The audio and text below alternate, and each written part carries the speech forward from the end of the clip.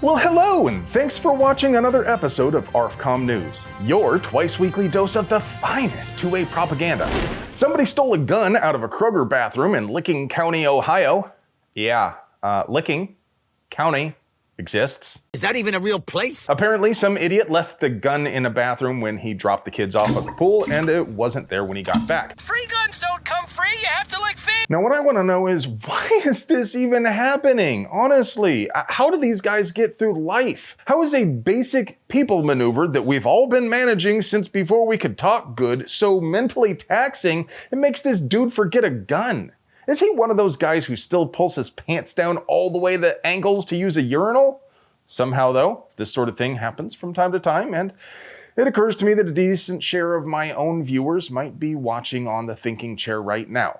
Now, I know you guys are super smart, so I'm probably wasting my time, but I'd like to remind you, please, don't set your gun down anywhere in the poo-poo room. It's all covered in poo particles anyway. Oh, that's nasty. Now listen to me very carefully.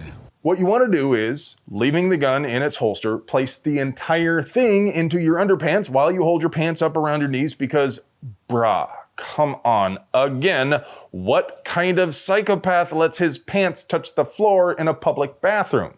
Gross.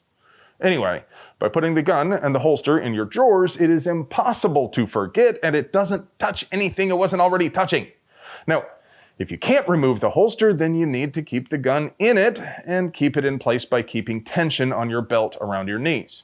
Am I wrong? I'm sure I'll hear about it down there in the comments. Okay, really? Can we turn off the comment section? And folks, I promise the rest of the episode will be 99.1% free of toilet stuff. But it would be impossible for us to produce quality two-way propaganda without sponsors, so let's pay some bills. Today's video is sponsored by Vortex. By Vortex. We've been running their new Defender line of red dots hard since before launch. They found a home on all of our guns, whether for concealment, competition, or anything in between.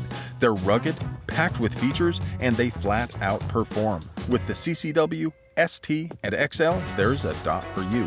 And let's not forget their no questions asked VIP warranty that covers just about anything. And by TNVC. In case you hadn't noticed, it's dark half the time on this planet, so unless you got shiny eyes like Riddick, you're gonna need TNVC so you can keep tabs on Man Bear Pig while he's shooting dice with Wendigos and Skinwalkers in your front yard.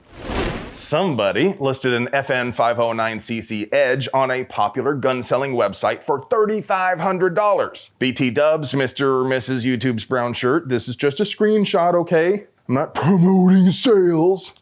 Hell, I'm not even telling them what website it was listed on, and honestly, it's probably sold by now.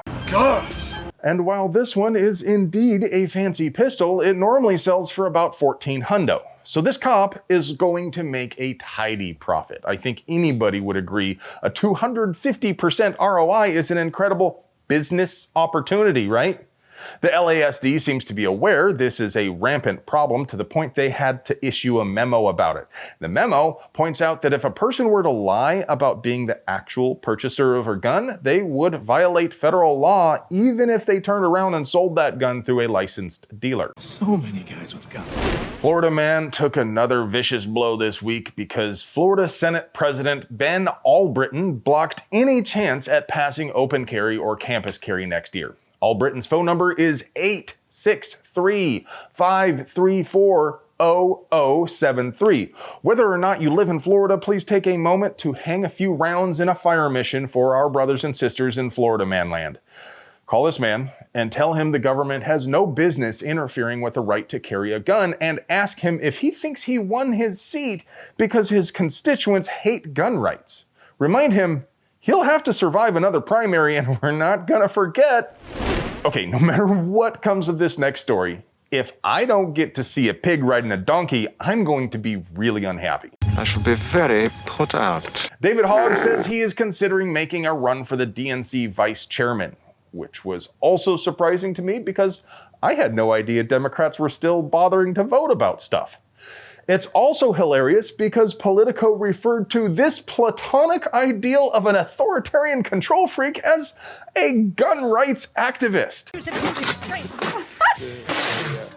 And hey, why shouldn't he be vice chair? I mean, unless they, ever want to win an election again. Ever.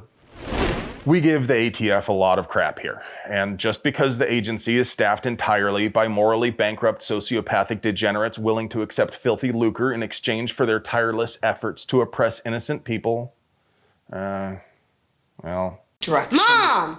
We need to be a little more constructive here, okay? Oh yeah, ATF agents arrested a 76-year-old man for typos. They claim he failed to record the sale of some of his guns. They're not claiming he sold a gun to a bad guy or did anything actually wrong.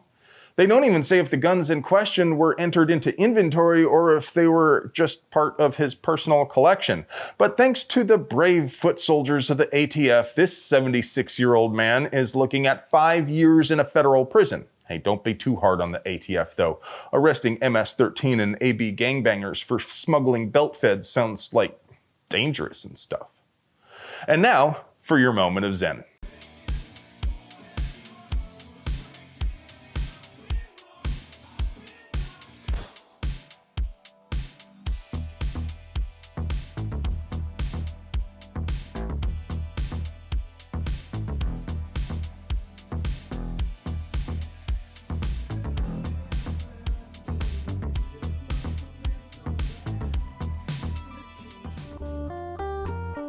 Hey friend, do you like pews and pew-related things?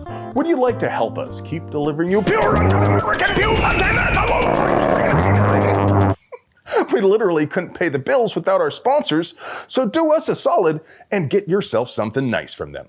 You deserve it. I love you.